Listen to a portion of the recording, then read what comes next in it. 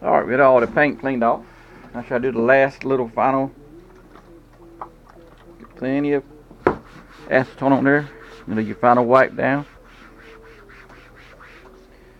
That'll take off any residue of the acetone and paint.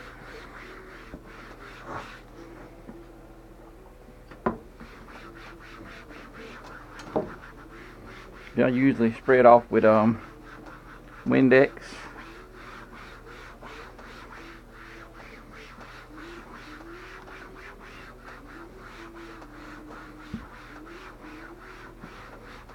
As you can see, that looks like brand new. Not bad for a 21-year-old bumper cover. And then I'll show you in a later video how you take a heat gun in the light spots, faded spots, bring them right back out, look like brand new. Stand by. Please subscribe.